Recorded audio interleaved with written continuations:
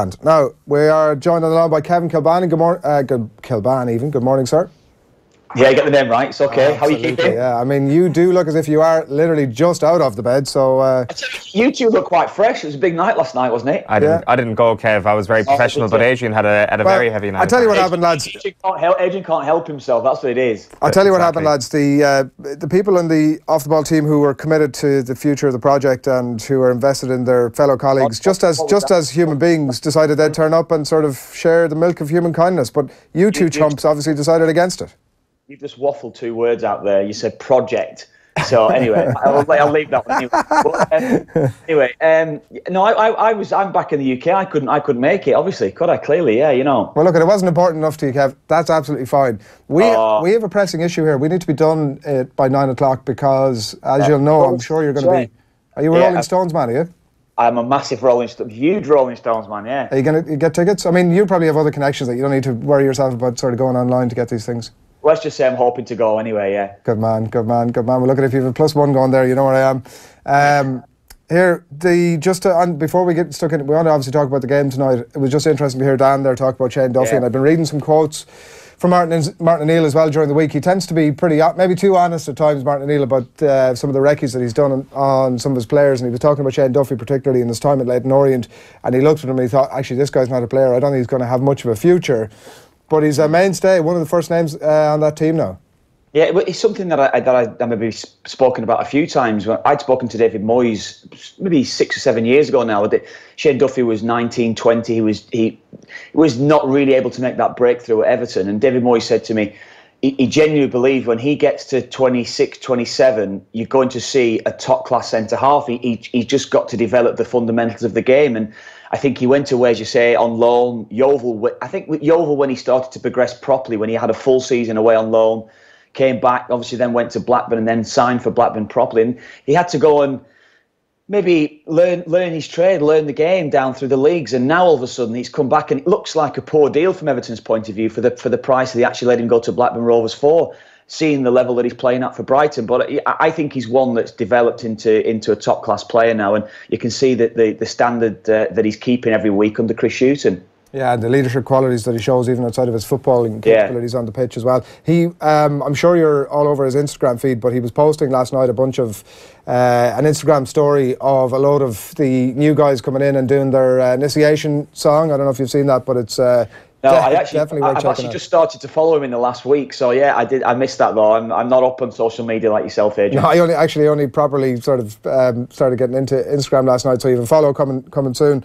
But he posted all this stuff, streaming new players, and O'Neill has been kind of talking this week about he's not going to do anything radical, he says, in terms of the team selection ahead of this game against Turkey tonight in Antalya. Is that the right thing to do you think, Kev, in terms of steadying the ship post-Denmark particularly, or is this really an opportunity for a blank slate?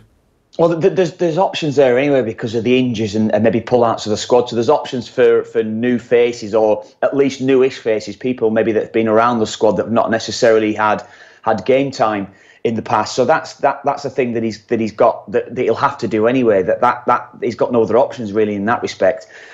We've spoken early on this week when we had Dan on the show with Joe and myself on Monday talking about is the potential there to change the system. Dan was talking about there was a 12v11 training match on the Monday afternoon, and we'd spoken of the variations. Could he go with the 3 at the back? Could he go with 4?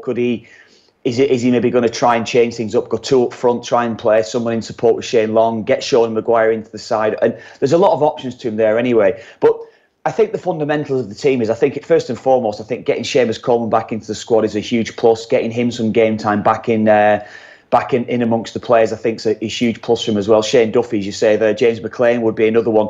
They're the mainstays of the side. So I think it might be important that you get these lads into the team, but integrate 1 or 2 new faces into the side, maybe in the starting 11, and then I think as the game progresses, I think we'll see 1 or 2 more of the newer players coming in and getting some matches. I think that's the way it has to be. But I think it will be important. It's vitally important that Martin O'Neill has had a look at these lads all week. And as I said, those sort of practice matches are the ideal scenarios for Martin O'Neill to get to look at the players.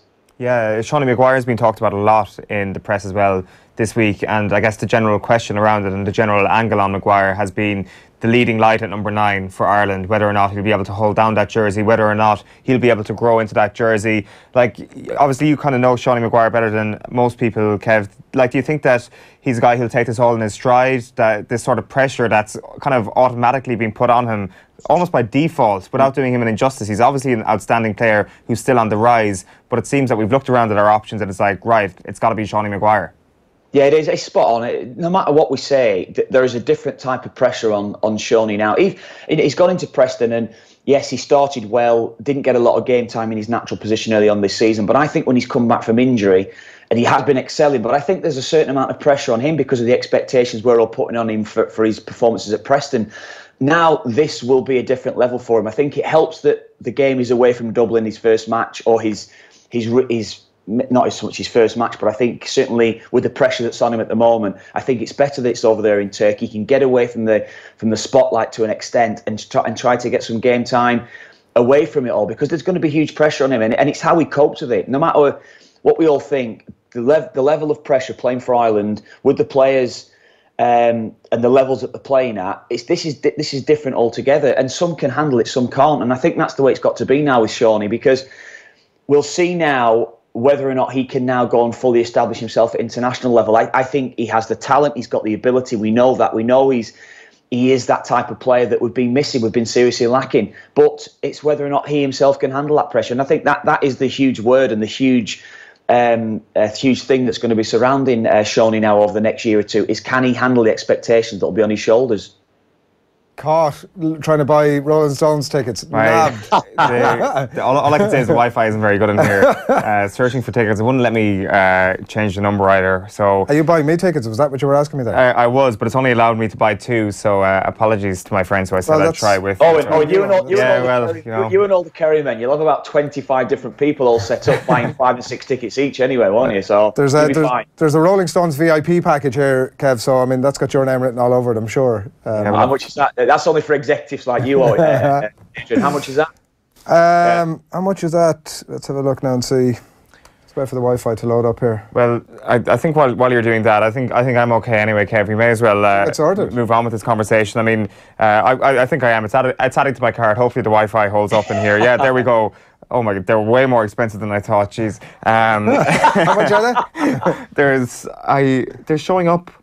I'm after buying gold tickets. That is not what I want. How much are they? Apparently, I'm trying to purchase tickets that are worth €181 each, which is so I'll be anybody. That's like Seatwave prices. Anyway, we got to stick with this. We got to stick with the football. Liam Kelly on the back of the Irish Daily Star this morning. He still wants the Ireland career. Have we all got a little bit of ahead of ourselves here, that maybe Liam Kelly wasn't showing any disrespect to Martin O'Neill with his text message? Maybe he was just being a little bit blasé about it, as young people can be, and it's not really a story, and he's just focused on Reading and ensuring that they finish the season strongly in the era of a new manager. Of course he's going to try and protect himself. If you get called up, as well, I would think the way I see it, what would you have wanted to do when you were a young lad? What would you lads wanted to do? What would anyone wanted to have done when you were a kid growing up in your chosen sport?